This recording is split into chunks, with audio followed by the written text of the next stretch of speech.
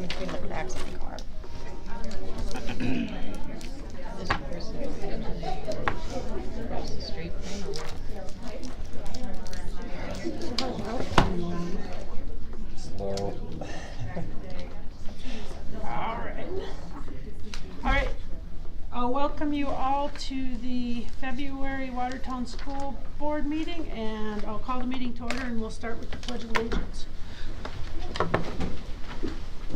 I pledge allegiance to the flag of the United States of America and to the republic for which it stands, one nation, under God, indivisible, with liberty and justice for all. All right, under the consent agenda, item 2.1, roll call. Please note all board members are present. Item 2.2, are there any conflicts of interest this evening that a board member needs to disclose? If not, 2.3, we need to review and have an approval of the agenda, which needs a motion. So moved. Motion by Iverson. Second. Second by Moulton. Any comments or questions on the agenda? Hearing none, all in favor of approval say aye. Aye. Aye. Opposed? Motion carries. 2.4, approve the minutes of the January 9th, 2023 meeting. Could we have a motion, please? Move approval of the minutes. Motion by Stein. Second. Second by Lohr. Comments or questions? Hearing none, all in favor of approval say aye. Aye. Opposed? Motion carries. 2.5, we'll receive the financial reports for January 2023. Thank you. In the General and Special Education Fund, the expenditures exceeded the revenue for the month as typical for January, with moderate revenue receipts. Federal revenue in the amount of $346,000 was received in the General Fund and is related to title program funding. Capital outlay received the final drawdown of $24,000 related to that of ESSER funding in support of the facility HVAC upgrades, as identified under ESSER Round 2. This completes the $2.2 million HVAC boiler upgrade project that included several building enhancements at the elementary and intermediate buildings. Other revenue consists of school board sponsorship payments and surplus computer sales in the amount of $91,960. This fund's ending cash position reflects an increase when the certificates are retained from the balance. K-12 Nutrition Services had expenditures exceed the revenue during the month, with fluctuating inventory and students working through established lunch account payments. Concessions, preschool, driver's education, and custodial funds reported very moderate activity for the month. In the fund of Lake Area Technical College, the revenue includes the tuition and fees related to the second semester in the amount of $2.6 million. The other revenue consisted of state support in the amount of $1.9 million for the third quarter, House Bill 1031 in the amount of just over $1 million in support of the archway construction, sales interest, and other revenue. The revenue significantly exceeded the expenditures as typical for January. The ending cash position of this fund reflects an increase when compared to that of the previous years. LATC Bookstore, Food Service, and Educare reported moderate activity. Within the Employee Benefit Trust, the premium and administrative costs during the month of January slightly exceeded the claims. The ending cash balance in this fund has declined from previous years.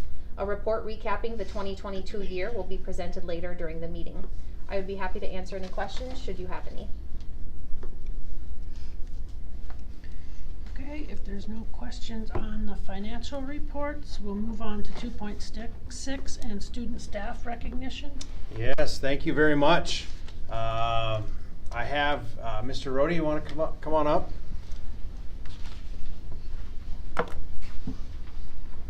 This is Chad Rohde. He was named the SHAPE Educator of the Year for the state of South Dakota, and SHAPE is the Society of Health and Physical Educators. So, State PE Teacher of the Year for South Dakota. Wow. So he's over at Watertown Middle School.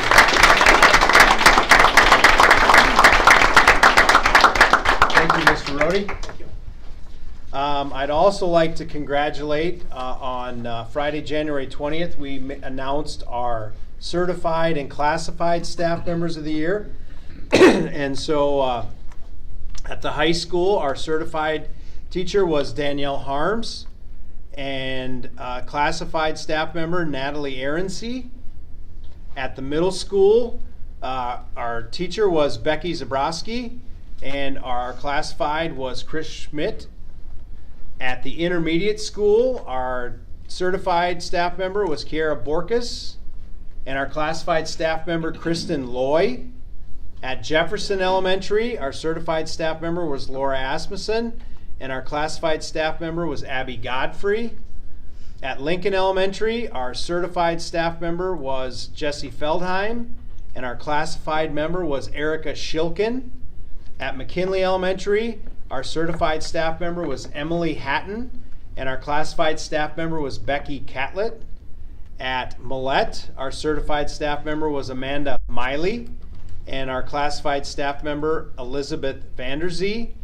At Roosevelt Elementary, our certified staff member was Francine Johnson, and our classified staff member Katie Talsma. And at Garfield, our certified staff member was Holly Grimsrud, and our classified staff member Kelsey Hansen. So let's give those folks a big round of applause. Those were our nominees, and our winner of the Certified Staff Member of the Year for the Watertown School District was Becky Zabrowski, special education teacher at Watertown Middle School. And our Classified Staff Member of the Year was Becky Catlett, library paraprofessional at McKinley Elementary. So let's give those two a big round of applause. All right, Thank I'm you. up again. Yep, 2.7 is the South Dakota School Board recognition. Yes, I am excited because we've got some elementary students with us today, and they are here today to honor our school board members for their service and in recognition of dedicated leadership in public education and for improving achievement for all public school students. The Associated School Boards of South Dakota honors the Watertown School District and our school board members for South Dakota School Board Recognition Week, which actually is next week, February 20th through the 24th. And so I have elementary students from each of our 5 elementary schools here, and from McKinley, I have Sophie Heck, and she is going to read for Tammy Reiber, our school board president. So Sophie, do you want to come on up to the table up here?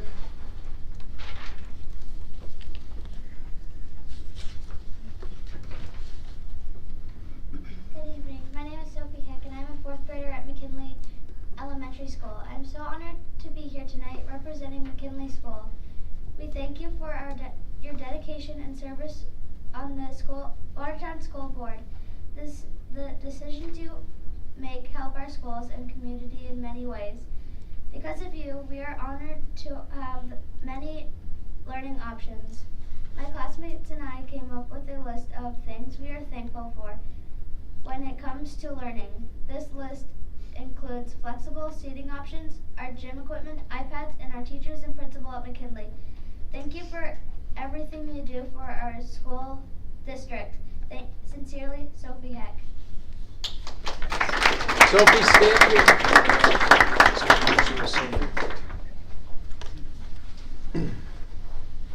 We're going to have you stand right here in front with Mrs. Reiber. Thank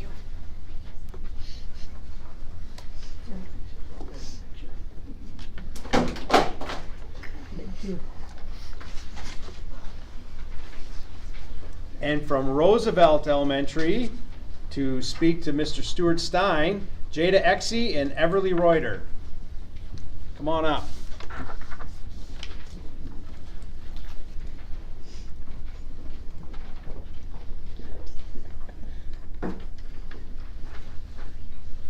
Dear Stuart Stein, thank you for caring for our schools. As our former school board president, we appreciate your commitment to our district. People like you are important for students and staff. Happy school board recognition, Mr. Stein. Everly Reuter, Jade Exie, Roosevelt Elementary, Miss Balkins, 4th grade. Thank you very much.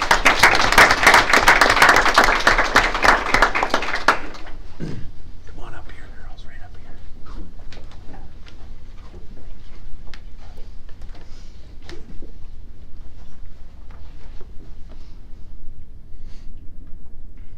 Thank you very much.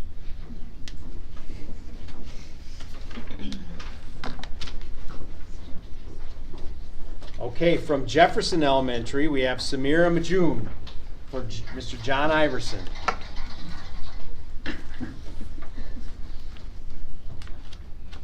Hello, my name is Samira M. June. I am a 4th grader at Jefferson Elementary. On behalf of our school, I would like to thank John Iverson for being a member of the school board. Thank you for devoting your time in education, just like I'm devoting my time to honor you and miss my soccer practice tonight. But truthfully, I'm happy to be here. The more things change, the more they stay the same. I heard that you used to share that quote with your students. You might not be educating our youth anymore, but your responsibility in overseeing our education is extremely important. With your background in education, you know that it takes someone who is real, kind, compassionate, and inclusive to all students. You have made a difference in many students' lives by encouraging them to reach for their dreams. Because of your influence in education, I have learned that some of your former students have followed in your footsteps to become geography teachers. That is an amazing compliment in educating our youth. Once again, on behalf of Jefferson Elementary, I would like to thank you, John Iverson, for your dedication to the students of Watertown and our community. We are very lucky to have you on the Watertown School Board. Thank you for your time.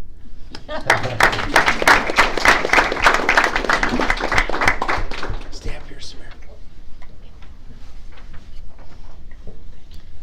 Speech I've ever heard.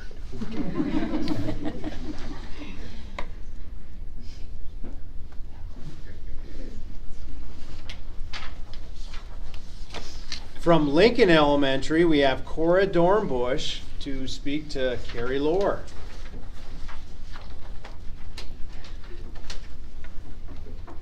Thank you for helping all the students learn and do their best in Watertown. You make it so Watertown receives the greatest education by making sure we have the necessary resources to do our daily tasks at school. You are doing a great job at accomplishing goals that help the schools and students do their very best. We are so grateful for you employing Dr. Danielson and all the rules you set in place for all the teachers and students. Thank you for being responsible when working with the budget, overseeing facility issues, and adapting new policies and curriculum. Lastly, thank you for representing the moms, dads, and students in Watertown School District. We are so glad you look out for all of us and keep us safe. We appreciate you so much. Happy School Board Appreciation Month, and thank you for all you do. Cora, Kinsley, and Isabella.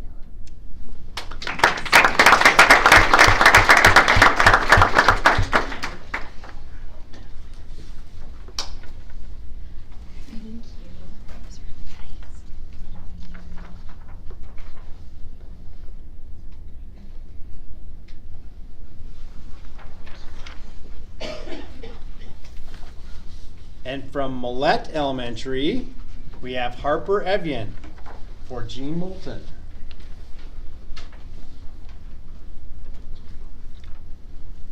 Dear Mrs. Jean Moulton, my name is Harper Evian, and I'm a 4th grader at Millette Elementary. I have been at Millette since kindergarten. I like reading and math classes. Outside of school, I enjoy doing competitive cheer and tumbling. Someday, I want to be a nurse. I'm writing today to thank you for all your hard work for our school. I know you spend lots of time talking to the community and making decisions. You have a huge job providing all students with a great education. Thank you for making Millette a fantastic place to learn. Sincerely,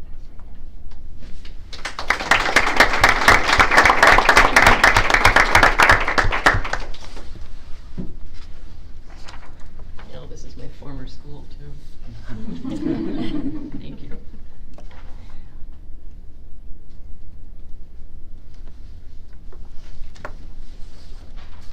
Thank you very much, students, for coming and for parents for bringing them.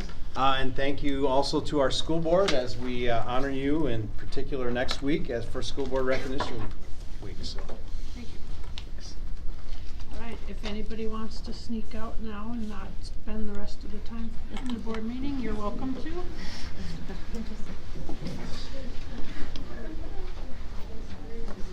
I see they took you up on your office. See that?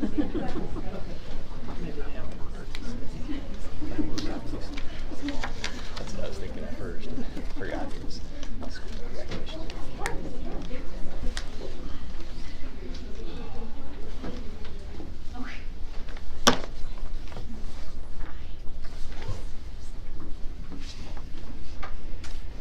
All right, we'll move on now to items under the discussion items for Lake Area. And first of all, 3.1, is there any public input this evening on agenda or non-agenda items for Lake Area?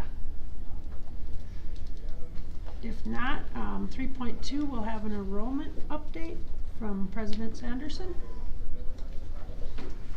Thank you, Madam President. Good evening, members of the board. That's a tough agenda item to follow.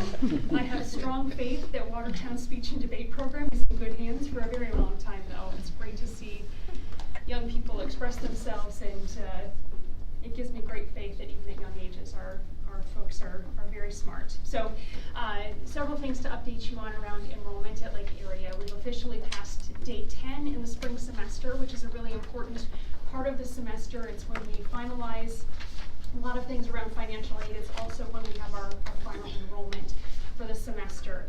And the good news is Lake Area continues to grow. We are at 2.8% above where we were this time last year.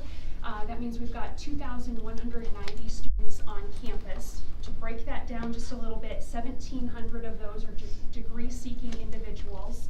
About 450 are dual enrollment or dual credit students, and just over 10 are non-degree seeking. So those are individuals who are taking general education courses in most situations to prepare for programs like nursing. And so again, 2,190 students who are on campus, 369 are new to us since last fall. With the pace that we're on, we'll exceed last year's enrollments of 2,625 when you compare or add together our fall semester and what we have on campus this spring semester. We're at 2,607, so not far off from that 2,625. A couple of things that are interesting to share with you. In the last 5 years, dual enrollment students or dual credit students have grown by 20% at Lake Area Tech. That's really been a transition from the program getting up and going to being now at a place where students know about the opportunity, families are planning for it as students are thinking about their junior and senior year of high school. And so really thinking that we're at a place where, I'm not going to say we're at max or a plateau, I don't know any of those trends yet, but I certainly think we're into a fully formed version of the dual credit enrollments at Lake Area. And there are a couple of other trends that I think you'll find interesting, especially as we figure out what life after the pandemic looks like. 5 years ago, so in the 2018-19 school year, degree-seeking students totaled 1,762. That fell in the pandemic year, 2020-21 school year, to 1,674 students, and we popped that back up to 1,724 this spring, so that we've kind of found our way through the pandemic impact in the degree-seeking area of our offerings, and it's definitely the direction that we want to head. As we think about meeting employers' needs, degree-seeking is really where our mission is at. We want to make sure we spend our time wisely there. And we've seen some similar changes or some trends with the ages of our student population. So let's go back 5 years again. At that point, 82% of our student body was traditionally aged, which means that 18% was non-traditionally aged. And in higher education, that means students who are 24 or older. During the pandemic, non-traditional student population went down. Non-traditional student population went up, the traditionally aged student population went down, and now we're seeing that kind of find its balance again. We're at 80-20, 80% traditionally aged, 20% non-traditional. And I don't know if this is a trend yet or not, but it's interesting because we've kind of crossed a threshold. Lake Area has had 80 to 82% of its students come from South Dakota for the last 5+ years. This year, for the spring semester, for the first time, we're seeing that 31% of our students are from out of state. So we've crossed over a little bit, and I'm not sure if that's a trend or not, but it's an interesting point to see as students recognize the value at Lake Area and the ability to get skills, get them great jobs, certainly welcoming students from a wide area. As we look ahead to next year, school will start on August 21st. And of note, we have 2 new programs that will come online next fall, one in surgical technology and one in our diesel program called the Butler Max program. And that will add on an option for students interested in diesel ag equipment through the Butler partnership that we have. And those programs are nearly full. So if people have an interest in surgical technology or diesel for the Butler Max program, certainly encourage them to apply and get enrolled in those programs as soon as possible. I'll stand by for questions if anybody has questions on enrollment or as we look ahead to next academic year. With the increase of out-of-state students, have you been able to pinpoint any trends as far as which states they're coming from? Is it neighboring states, North Dakota, Minnesota? Pretty regionalized. There's ones and twos here and there from the outlying states, but most come from the direct region bordering states. Diesel program, now that the steel is here, are we on track for completion of that building? Yes. So in fact today, this morning, students signed off on one of the last steel beams to go into the ceiling of the diesel expansion where the Kibble program or the John Deere program and some of our general diesel will expand into. And so that program is expected to expand into the space with next school year, so in August. The diesel program will be the first of what's currently under construction to expand into the new space. The Archway project obviously is going to take a little while longer to open up, probably in the fall of 24 at some point. Mm-hmm. Thanks. Okay, if nothing else there, we'll move on to the action items for this area. And under personnel, first of all, 4.1.1, the retirements. Thank you, Madam President. We have one retirement that has been submitted that we would seek your approval of.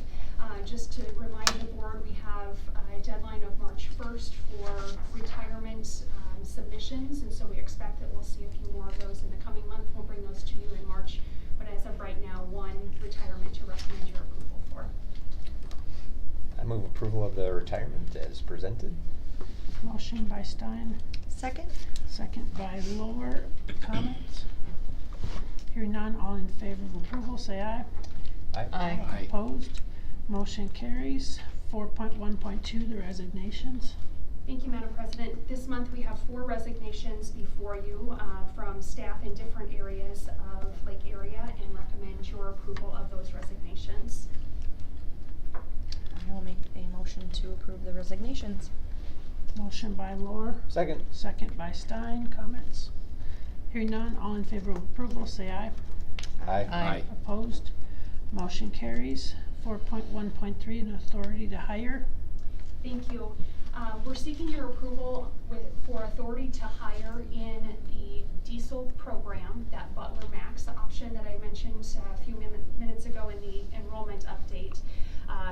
We've had a diesel position that's been open this entire school year, and so know that it'll be a challenge to get now 2 positions filled, one in the existing program and now with the diesel expansion to the Butler Max. And so seek your approval that we can go ahead and get that listed and get somebody on board so we're fully ready to go for next fall. Motion, please. Okay. Move approval of the authority to hire. Motion by Stein. Second. Second by Lohr. Comments or questions?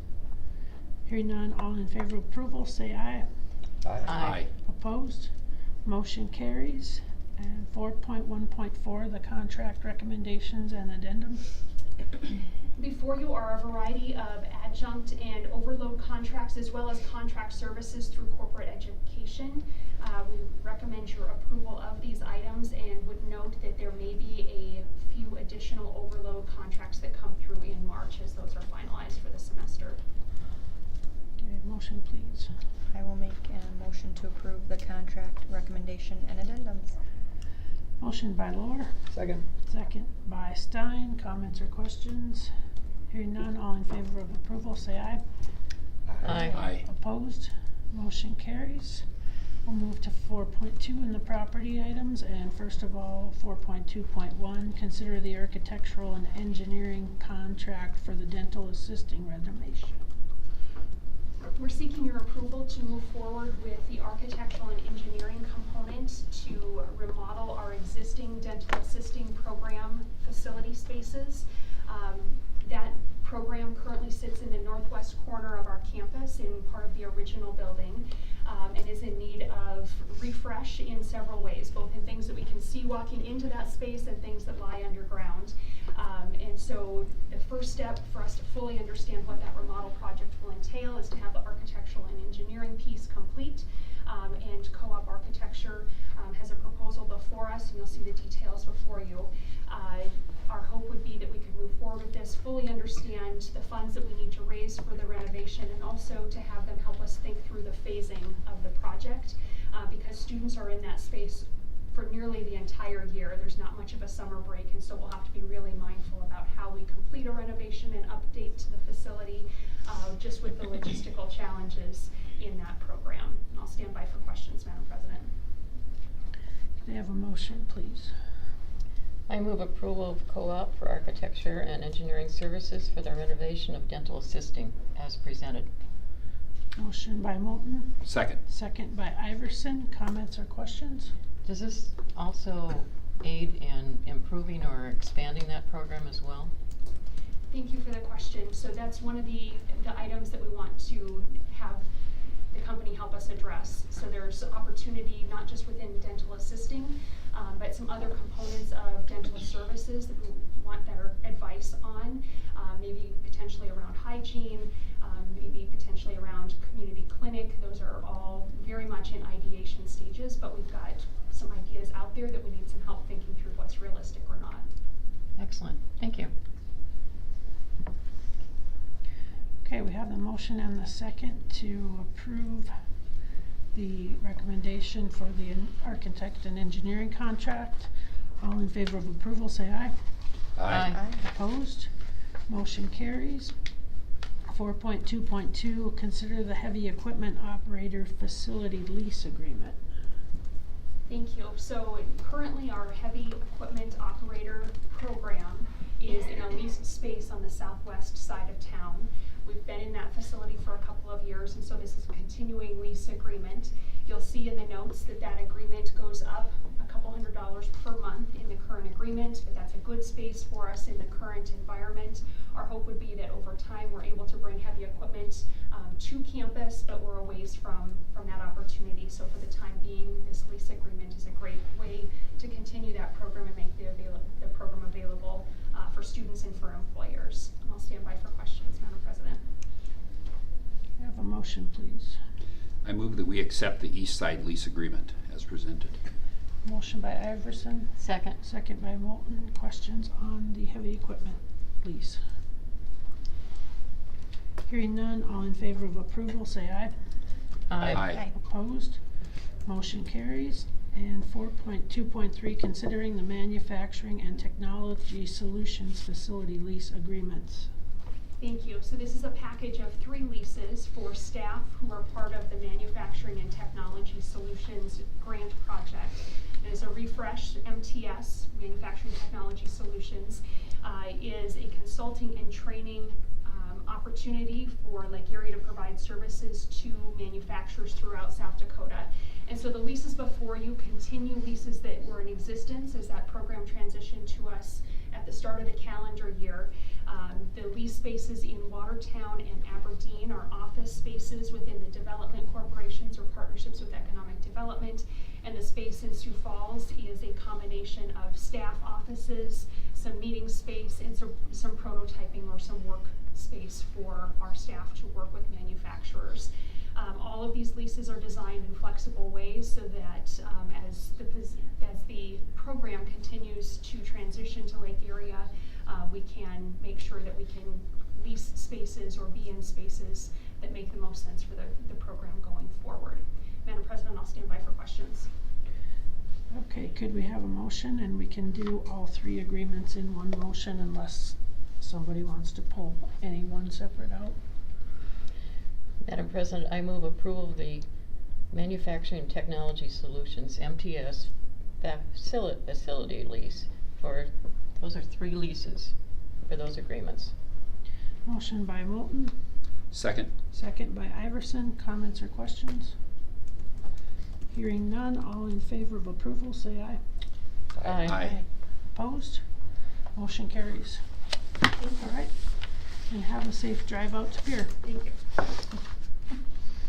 All right, we'll move on now to the discussion items for 14-4, and first of all, 5.1. Is there any public input this evening on agenda or non-agenda items for the K-12 side? Okay, if not, item 5.2 is the Northeast Tech High School report. Yes, thank you.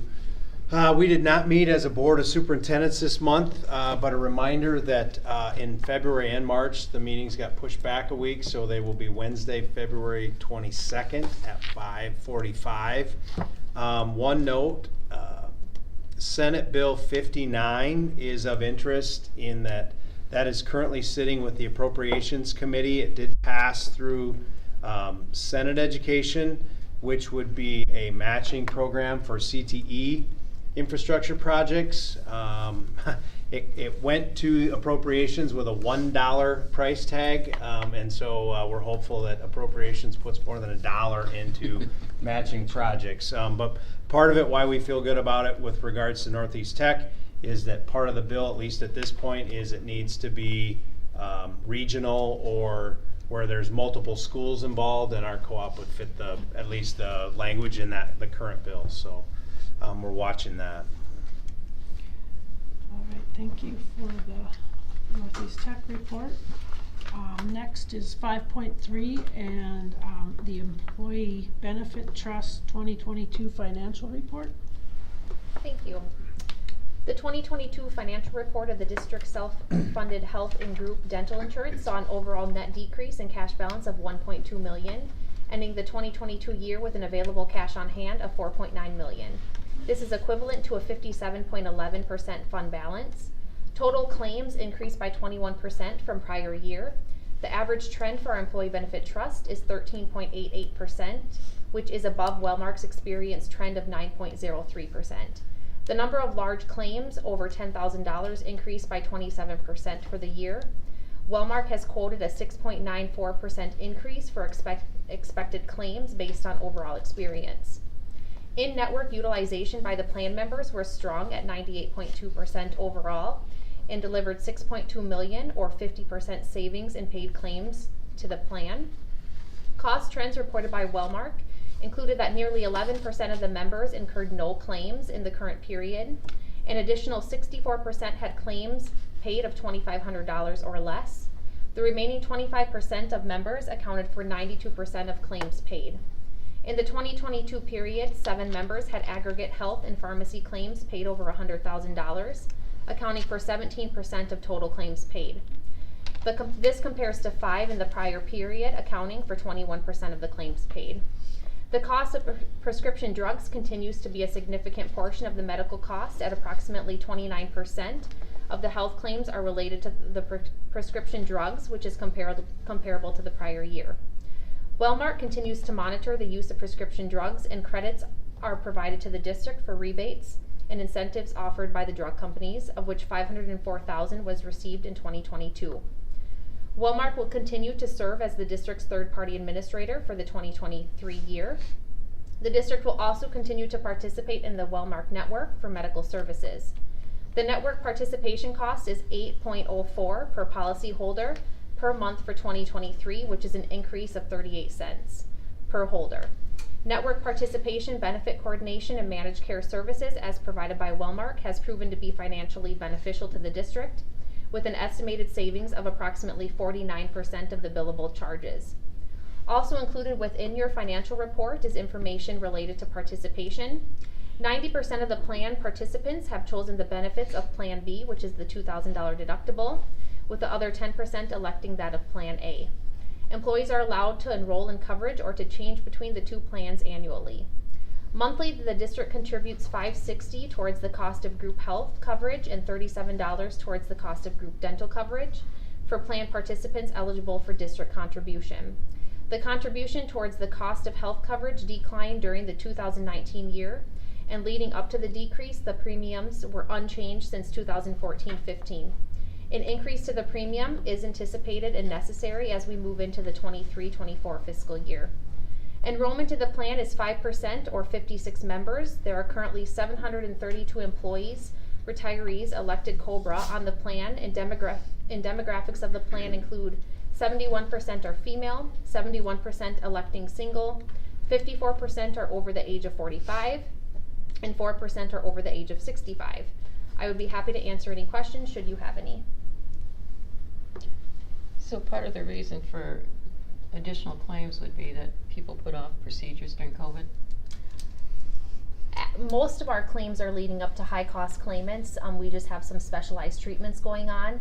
So we have 7 reportable high-cost claims on our participation. Okay. Some of it would be dealing with those that were unable to do procedures during that year, but a lot of it just has to do with high-cost claimants. Thanks. Okay, thanks Heidi. 5.4, the first reading of policy ACF. Yes, you have before you a change to our sexual harassment policy, and it really falls into some updates federally to Title IX.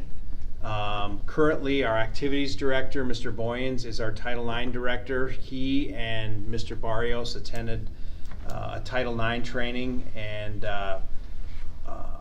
we were looking at an update to the policy and felt that because of the changes federally, we needed to do this rather than wait till the end of the year. We needed to get this before you so that it could be adopted yet this year. And you can see it's a fairly lengthy policy update with also a numbering change or a lettering change to ACAA to better fit in because it's student and it applies to students and staff. And Mr. Barrios, if there was anything you needed to tell us with regards to the policy and anything you... Nothing at this time as far as the policy goes. We'll just, after our training, there's some things that we'll have to look at doing more with our administrators, but at this time, just the policy. So this would be a first reading. It'll be out on the website for public comment, and then we would bring it back in March for a second reading. So no action needed tonight. Are there any comments on the policy this evening? If not, we'll move to 5.5 and the elementary plan update. Great, thank you. You're gonna get the slides up, right, Mr. Barrios?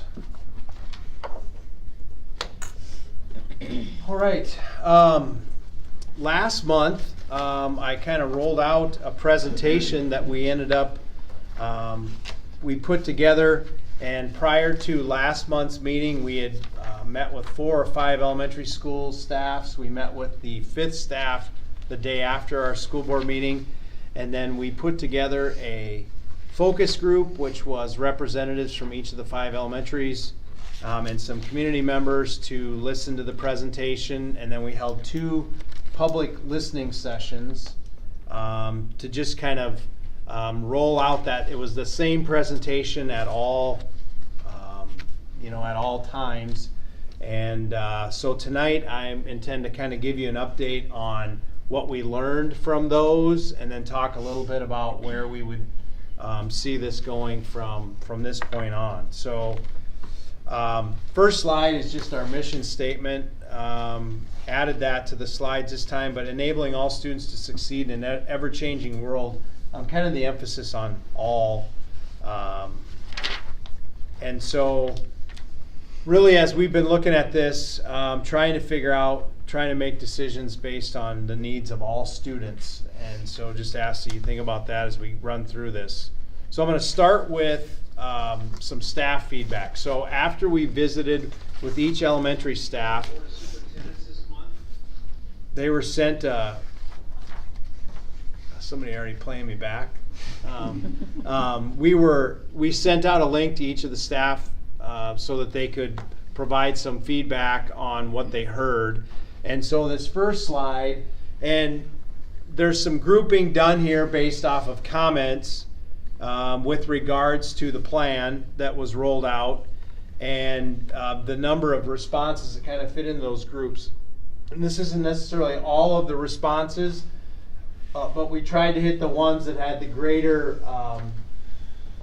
number of times mentioned. And so you can see the positives it balances the demographics, the opportunity for some grade level planning in the PLCs with the staff, reduces the travel time, financial considerations were mentioned, bringing all students together, some of the efficiencies, and that's both staffing wise and student wise, and then balancing the class sections. Those are the top responses from staff on what we would consider to be positives. Concerns that were given was the space and services. Do we have enough space with what was proposed to provide services? Moving buildings, losing the team, with staff members and where they're at right now. The enrollment increases and decreases, and I think that's more with, the changing how we have students located, whether we have enough room. Just the staffing part. The transition in buildings, that was a big one. That came up at you'll see that as one of the questions with regards to our community listening sessions. Long-term planning, so meaning how does this fit for not only the current situation but set us up for the long term, and then transportation. So those are some of the main comments made from our staff. And then the next slide is just some common questions and kind of for the audience and the board, but the intent tonight is not necessarily to have all these questions answered, but wanted you to know what some of the questions are that are being asked by our staff members with regards to this plan. And so I'll let you just kind of absorb those.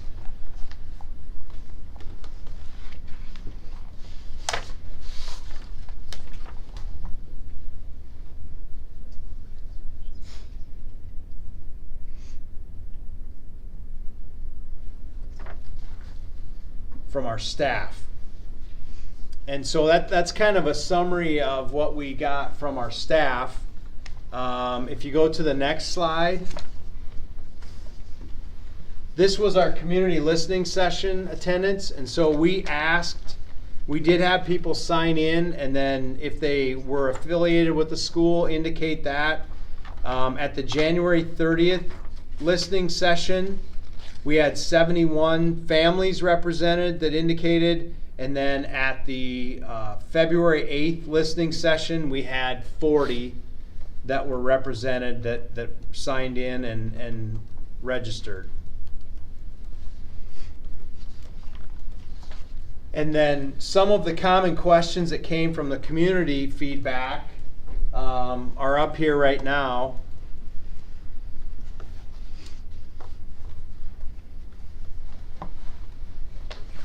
And we tried to answer those as best we could on the evening of those meetings, but obviously in order to address them fully, we've got some work to do before we would move, take any steps forward.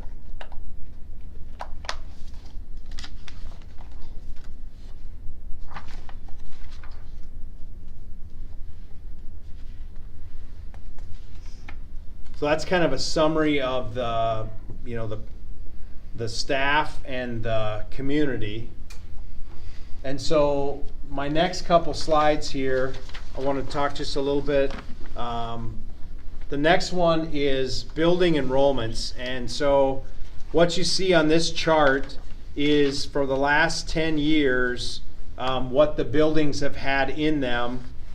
The first 3 years, 13, 14, 14, 15, 15, 16, that was prior to the intermediate school being opened. And so you can see the numbers that were in there. And a big piece that has been, articulated from the staff in particular, the staff who probably lived through the K-6 years at those elementary schools where they were very full at 100 to 100, sometimes over capacity, is the idea that not wanting to be put in a situation, regardless of how we do this, where we're at that full capacity again.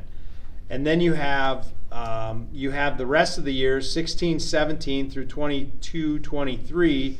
Those are the numbers post middle school being built, where we went to the current setup we have with a 7-8 middle school, a 5-6 intermediate school, and then 5 K4 sites. And so you can see, obviously, when you take out 5th and 6th grade, you are dropping those numbers significantly at those buildings. And so the last 3 columns are what you would want to focus on, which is the projected enrollment with the partner school concept, what that means in terms of additional students at each site, and then the number fewer than the highest enrollment. And so when we put that number on there, that's really going back to those the K6 days where we had significantly more students in there. And you can see that even in the partner school concept, you would still be 100 students less at elementaries, or 99 at elementaries, than the most we had, leaving us some breathing room in that concept. I'll pause a moment on that, so if there's any thing I can clarify on that, or we can go back to it if you have questions when I'm done. The next slide, I want to point this out for the public, because this is a concern, and it was kind of maybe an initial reaction to just thinking of how could you do that if I already have 23 or 24 students in my child's class, and you add from another elementary school, how would there not be a significant spike in the numbers? And the intent in rolling this plan out is that this is still the policy of the Watertown School District, that it's the goal to limit student enrollment to 23 students in grades kindergarten through 3rd, and 26 students in grades 4 through 6. And so there's not an attempt to change this policy or look at that at this time.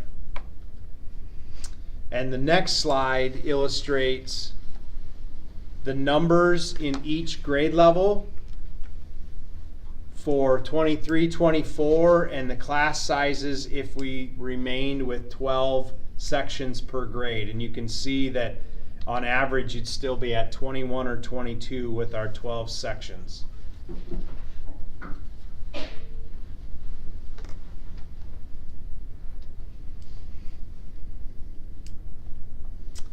Go ahead and click on the next one. And I don't want to read all these, but just to point out each bullet point, a reminder with any of these proposals, this is still meant to be elementary school settings. So there would be homerooms, students would be with a dedicated homeroom teacher for the majority of the day, and so still have that classroom, your homeroom that a child would be in. The buildings are being looked at to consider dedicated spaces for art, music, a learning center, the sensory spaces that we have built in right now. This refers back to that number that each elementary building would only add between 20 and 50 students over what they currently have. It's really articulating from that previous chart, but 100 or more fewer students per building than at our highest capacity before the intermediate school. And then I want to explain this last bullet point. If enrollment does grow, there's space to accommodate 130 plus students within current sections without going over caps.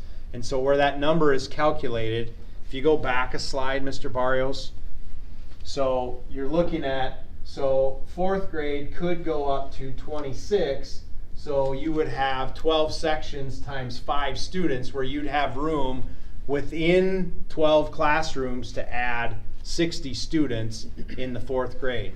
At your K1, 2, and 3, you're at that 23, so your numbers are a little smaller, but you could still add 24 students at, in 3rd and 2nd, or 12 students at kindergarten and 1st without going over the assigned caps in the elementary. And so that is, I suppose I said I wasn't going to answer all those questions, but that is one answer to the question of if there's growth, that even without adding a section, we would have growth depending on where or the ability to add students just within using our cap policy for classes. Okay, this is, this was a question that was asked, is why the partner school concept? And as we looked at this administratively, we looked at, from an educational standpoint, what are some of those main needs that we have to consider about what options we have. And so there's 5 different columns here.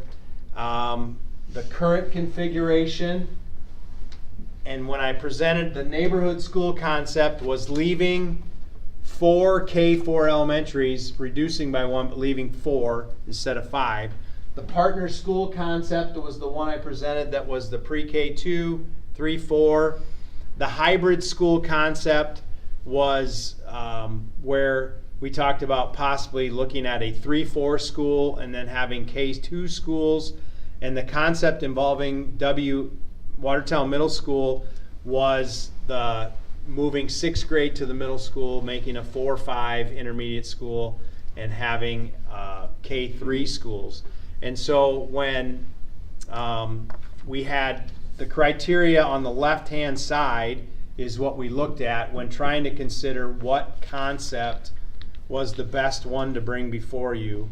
That list is number of facilities, transitions for students, preserved neighborhood schools, construction needed, socioeconomic balance, special education balance, professional collaboration, travel time minimized, space for support services, balancing of class sizes, early childhood within a building site, counseling, nursing, instructional coaching, shared services, English as a second language services, alternative education, access to grade level peers, the SLC, that's the special education program at Millette, alt ed access to grade level peers, and then speech language pathologist, occupational therapy services more concentrated. And so when looking at the table, red administratively is where we had some concerns. Yellow is more moderate reservations about it. A green indicates the best fit.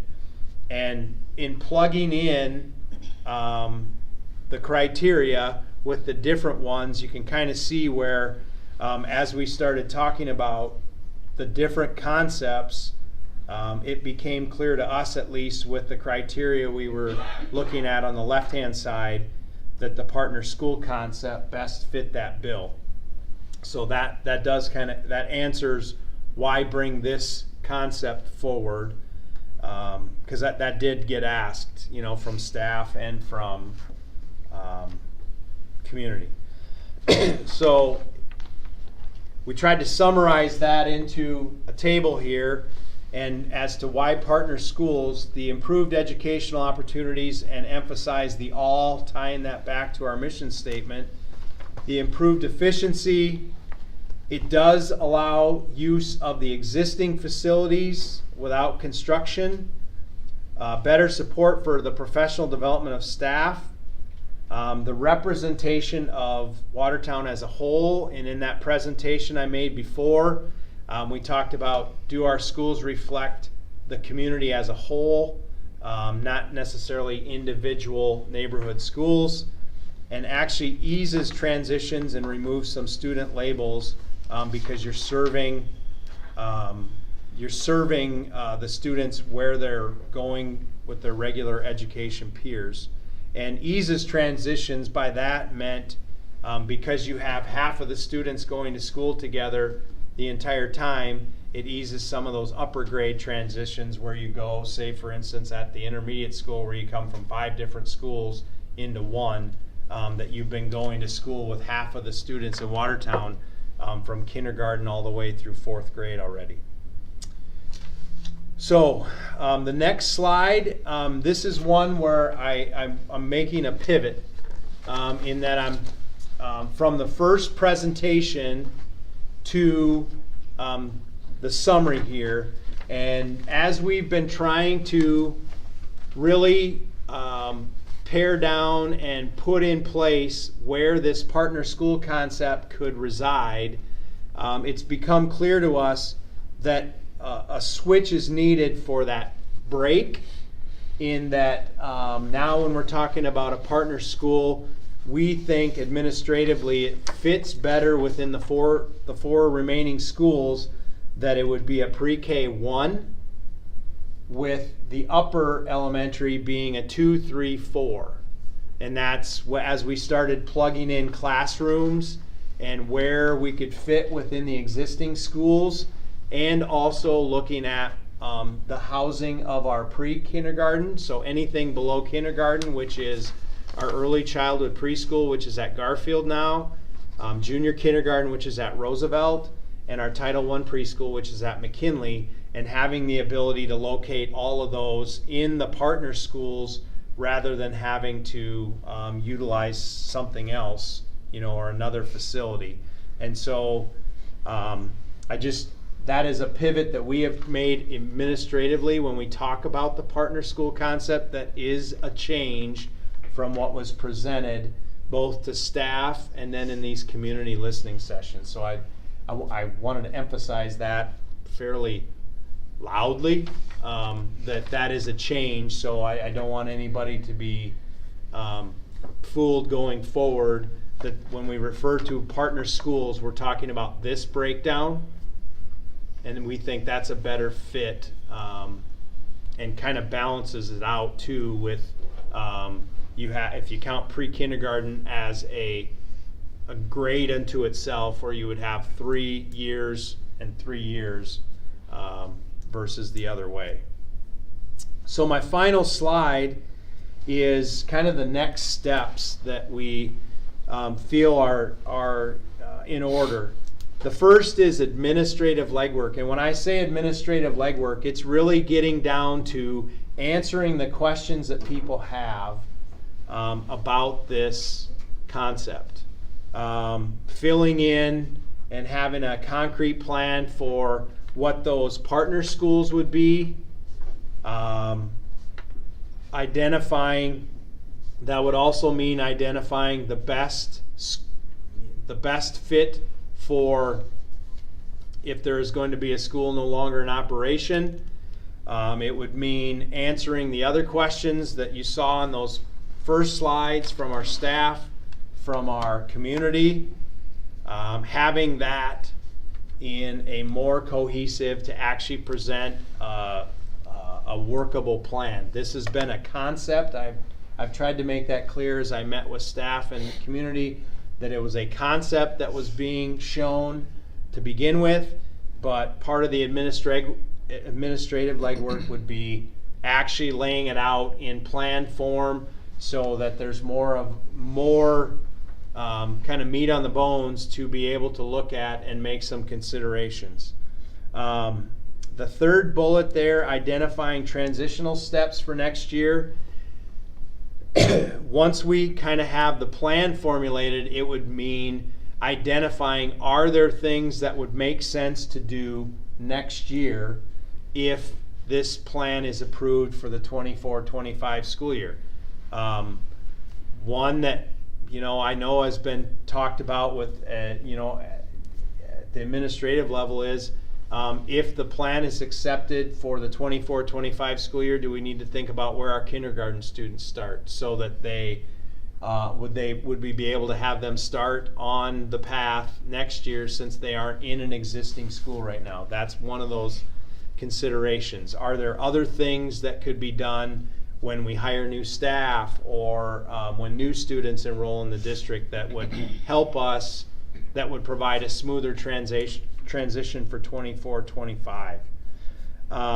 Once we have the plan filled in, getting back around and having some sort of staff update for where we're at, and rolling out more of the considerations with our staff, and then gathering community feedback. We have a kind of a questionnaire prepared that can go on the website that would allow for community members to chime in, provide their feedback on what they know about it, or what other questions we need to answer in terms of whatever comes with this, whether it's the financial side of it or the concept, and kind of put that all in. And where I see a timeline falling on this is our March board meeting, which is 1 month from today, March 13th. Some sort of progress update from me, and then with a fully developed plan for the April meeting, and almost like a first reading per se, with a final decision to be made in May. And then I would ask for board to consider the possibility of whether or not maybe a special board meeting dedicated to this topic happen somewhere in there in late March or after the April presentation. And so I'm not the only probably there is no action to be taken here other than essentially allowing this to progress so that we can get to work administratively to put forward those fill in the blanks type things for your consideration at the progress update in March. So I will stand by for questions from the board here if you have any on this. Well, I think number one is what's the impact on students? First consideration. And I think it's also a two-prong approach. There's things we can do internally as well as to improve what we offer as services, curriculum. For instance, math and reading. Math is up for an update this summer. So there's areas that we could strengthen, particularly K through 6. There's possible consideration of the standardized grade report card for K through 4. I don't think it encourages students to excellence. I think there's some improvement that needs to happen there as well. So there's some internal things. Obviously there's a lot more questions here than answers. One of the schools was built in 1950 and the last update was 1990. And that school has a second floor, which is it's hot, it's uncomfortable, it's not a good condition. So there's lots of factors to consider. And I think that has 78 classrooms up on that second floor. So factors, variables, and I would definitely be open to a special meeting that would involve the entire board and allow the community to come in.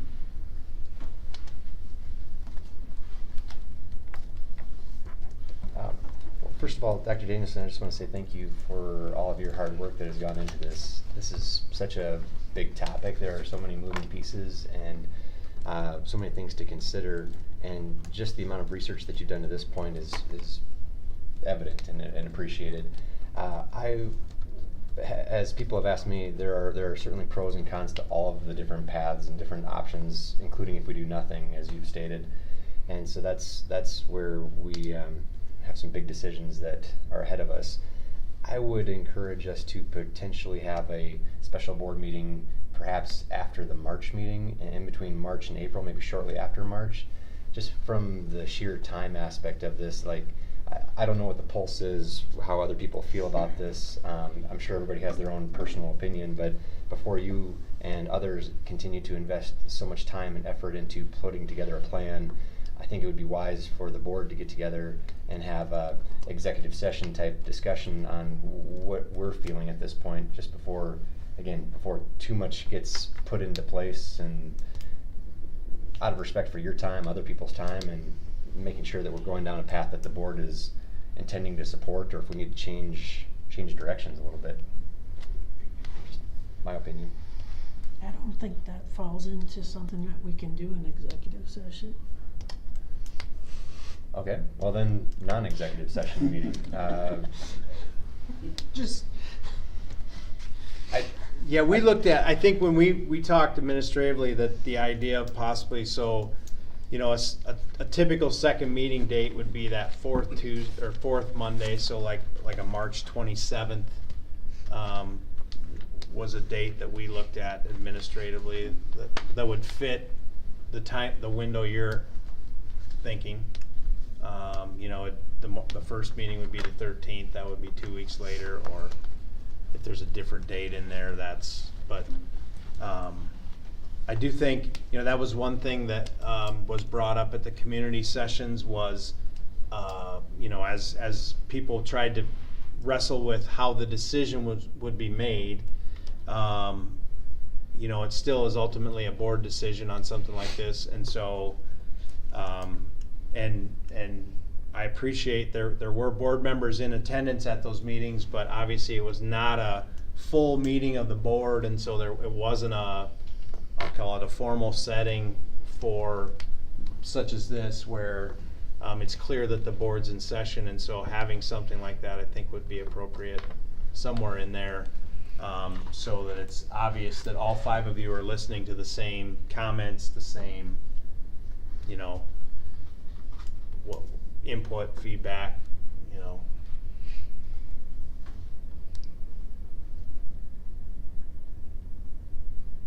I think, oops, sorry. Go ahead.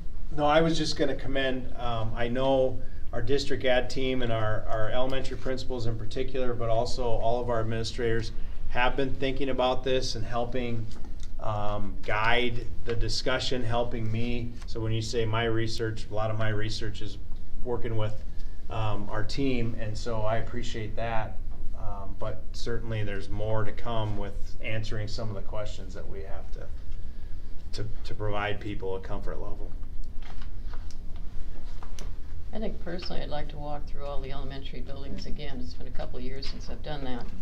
I've got all their floor plans here, but I think I need an update personally, eyeball what is placed where and what's going on. I think that would be helpful.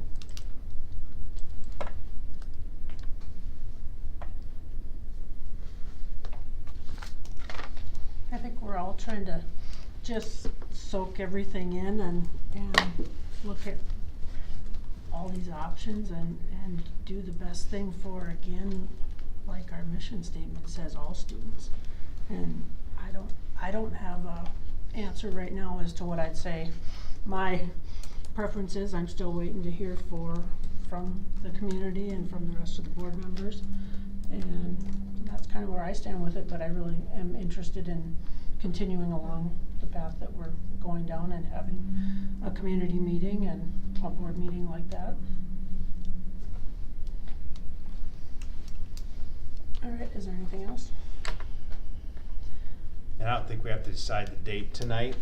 Obviously, if it's not going to be prior to the March 13th board meeting, which personally, I would rather be able to give you the progress update once we start filling in some of the blanks before we would be ready to have such a meeting. So I think in that between March and April school board meetings would be the appropriate time for it, so we could set that officially at the March board meeting.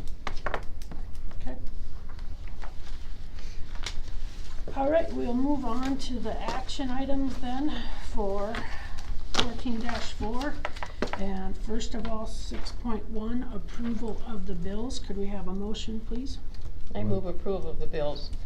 Second. Motion by Moulton and second by Stein. Any questions on the bills? If not, all in favor of paying the bills, say aye. Aye. Opposed? Motion carries. 6.2 will go to the personnel issues, and first of all, the retirements. For tonight, we've got 3 retirements that we're bringing to you from across the district, and just recommend your approval on those. Okay, motion please. I'll make a motion to approve the retirements. Motion by Lohr. Second. Second by Stein. Any comments on the retirements? Hearing none, all in favor of approval, say aye. Aye. Opposed? Motion carries. 6.2.2, the resignations. And these are the resignations from, again, across the district, bringing those for your consideration for approval tonight. And please note when we have an extra duty one that is considered pending suitable replacement.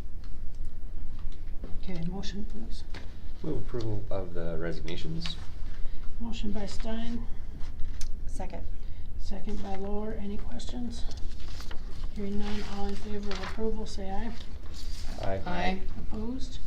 Motion carries. 6.2.3, authority to hire.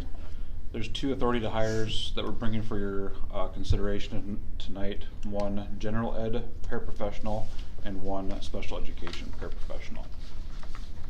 Okay, motion please. I'll make a motion to approve the authority to hire.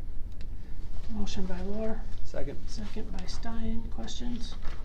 Hearing none, all in favor of approval? Aye. Aye. Aye. Opposed? Motion carries. And 6.2.4, the contract recommendations and addendums. And these would be also then the recommendations and addendums for contracts recommended for your approval. Motion please. Move approval of the contract recommendations and addendums. Motion by Stein, Second. second by Lohr. Any comments? Just the note that the 1 is for the 23-24 school year, Okay. the special education instructor. Okay, we have a motion and a second. All in favor of approval, say aye. Aye. Aye. Opposed? Motion carries. And 6.2.5 is consider our superintendent contract. Move to extend the superintendent contract for a 2-year period, 2023 to 2023-24 and 2024-25, with specific terms to be determined. Okay, motion by Stein, Second. second by Lohr. Any comments on the superintendent contract? Hearing none, all in favor of approval, say aye. Aye. Opposed? Motion carries. 6.3, the property items, and first of all, 6.3.1, receive and approve the audit for the 21-22 fiscal year. Thank you. I'll try to make this quick. You guys have heard from me enough tonight. The 21-22 audit for the district has been accepted by legislative audit. The board has been provided a hard copy of the report, and the PDF version is available on the district's website. An unmodified opinion was issued on the financial statements of the business type activities in each major fund. As noted in previous years, a significant deficiency was disclosed due to a lack of segregation of duties. This disclosure is due to the limited staff size of the district's business office that does not allow for what would be considered complete oversight of the financial impacts of the district. The summary of auditor's results can be found on page 88 of the report. The federal awards tested as major programs were student financial aid and education stabilization funding for ESSER, which is the K-12 CARES funding, and HERF, which is Lake Area side of the CARES dollars. The schedule of federal awards can be found on page 86 of the report, with identification that $24 million was received in federal dollars for 2022. The management's discussion and analysis report can be found starting on page 6 of the audit report. This provides an internal outline of the main financial impacts of the audit report and corresponding financials. The detailed audit report is available in PDF format on the district's website and on the Department of Legislative Audit website. It is requested that the board accept the 21-22 audit report for the district. Okay, could we have a motion, please? I move acceptance of the audit report for 21-22? Yep. Motion by Moulton Second. and a second by Iverson to approve the audit report. Any comments or questions on it? It's just wonderful reading, let me tell you. Yes. Great weekend reading material. I did highlight a couple of things, but you can just explain them to me later. Okay, So you could translate some of the language. perfect. Thanks. All right, we have the motion and a second to approve the audit. All in favor, say aye. Aye. Aye. Opposed? Motion carries. 6.3.2, an authority to bid the high school roof replacement. Yes, the district requests the authority to bid 46,760 square feet of roof replacement of the high school, with an additional 29,452 square feet as an alternate addition. The project base is estimated at $409,000, with the additional alternate at $250,000, or $8.75 per square foot. The replacement project will begin in July of 2023 with a completion date on or before August 22nd. We have to beat school starting. And the funds are set aside in the 23-24 capital outlay preliminary budget. Okay, motion please. I move that we accept the high school roof replacement project bid. Second. Motion by Iverson and second by Moulton to bid the high school roof replacement project. Any questions there? Specifically, which areas of the roof is this? This would be over by the arena in that area, and then we would be hopeful to cover, the alternate would cover the additional spaces of, where they currently have, I believe, it's the additional, I'm trying to think, can't think of the title. Pink The pink on the right, I think, is The pink is the alternate. alternate. So it looks like stage and arena is the alternate. Yep, stage and arena, and then the other area is those additional, buildings for not egg, but your additional. Oh, the Patty, shop can you help- and the the- shop, the Yep. shop. Looks Why is like, it so yeah. hard to find the word shop? Concourse is blue, which is Yes. Yep, it's that main area there, and then the other areas behind that unhighlighted, those would not need replacement. we love flat roofs. Yes, we do. Thank you. All right, we have the motion and second to approve the authority to bid. All in favor, say aye. Aye. Aye. Opposed? Motion carries. 6.3.3, consider the architectural and engineering contract for the stadium projects phase 2. Yes, the district requests permission to contract Co-op Architect to provide architect and engineering services for the planning of phase 2 of the stadium. The contract fee is 6.25% of the estimated cost of construction, not to exceed $300,000. The architect and engineering service design will solidify the project cost estimate and establish phases for budgeting and fundraising efforts. Okay, can we have a motion, please? I move approval of the architectural and engineering contract, Stadium Phase 2, as presented. Motion by Moulton, Second. second by Iverson. Any comments or questions on that? Hearing none, all in favor of approval, say aye. Aye. Aye. Opposed? Motion carries. 6.3.2, consider change order number 7 for the high school renovation. Our final change order. The proposed change order consists of 5 modifications to the project in the amount of $168,972. The majority of the change order is in relation to adding cooling to the kitchen, which was not included in the overall scope of the project.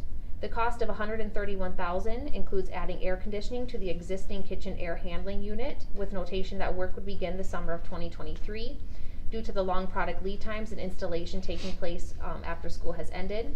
The approved construction contingency is $827,000, and this change order quantifies all changes to $795,000, leaving $32,036 left in the contingency.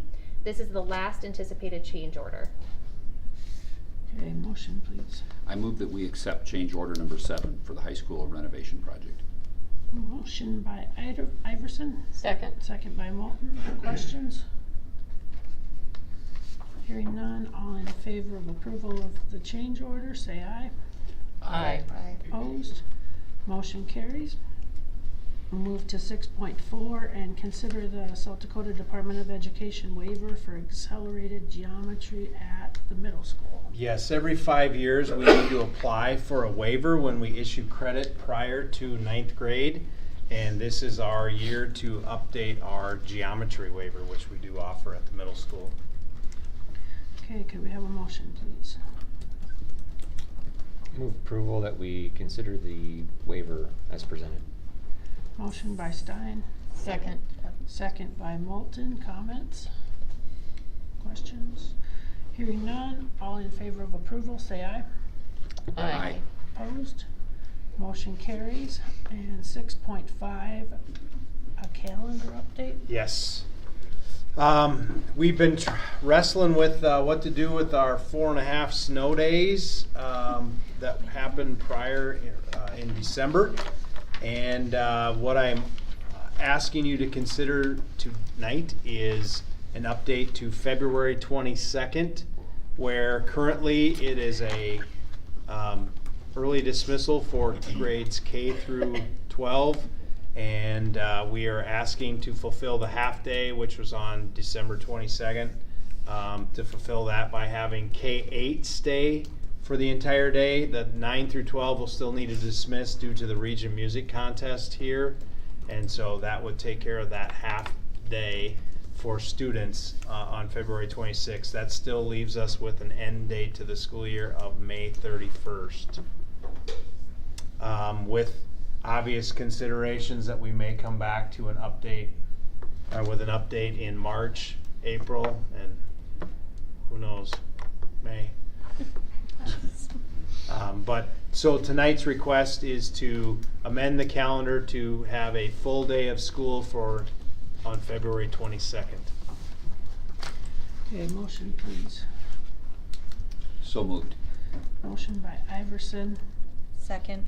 and second by Lohr to amend the calendar to allow for a full day on February 22nd for K through 8. Any questions? What, just in case you're wondering if other days we considered, we did check with staff about the possibility of going on April 10th, which would be Easter Monday. Unfortunately, we had too many people that had already committed to that, so we did not think we could have adequate sub coverage to have a full day of school that day. So. Okay, we've got the motion and the second. All in favor of approval of the calendar update, say aye. Aye. Aye. Opposed? Motion carries. And 6.6, our student enrollment requests under point 1. I do not have a 132810 or an open enrollment for you this evening. All right, then we'll move on to item 7 and 7.1, the administrative reports. Most of what I have for you is under legislative, and just a few bills to be looking for. There has not been a bill named to it, but the general funding bill, the governor's proposal was for 5%. Their lobbying efforts are hoping to get us closer to the rate of inflation, which is 8%. We think that is still in play, and that is what we've been speaking to when it comes to working with our legislators. There was a Cracker Barrel on Saturday, and indications were that possibility that there still is some hope that it's not still set at the governor's proposal. There were 3 what I would call juvenile justice bills: Senate Bill 3, Senate Bill 4, Senate Bill 5. Senate Bill 3 is the requirement of law enforcement to give notice to school personnel. We're very fortunate that both the Cottington County Sheriff and the Watertown PD do let us know, but there are some counties where that's doesn't work as well. That Senate Bill 4 is modify a court's authority to commit a habitual juvenile offender to DOC. What that's been is if there are 3 violations of similar nature in a 6-month period, that the DOC would need to get involved. Right now, that is looking at the House. It's passed through the Senate. Senate Bill 5 is a Juvenile Justice Oversight Council. Extended that to 2031, so keeping an eye on the juvenile justice bills and to allow more than the current 1 educator on that committee. So we're excited about that. I mentioned Senate Bill 59, which is a CTE infrastructure grant. That is in appropriations at this time. On the House side, there's some bills that we're watching that are of probably interest.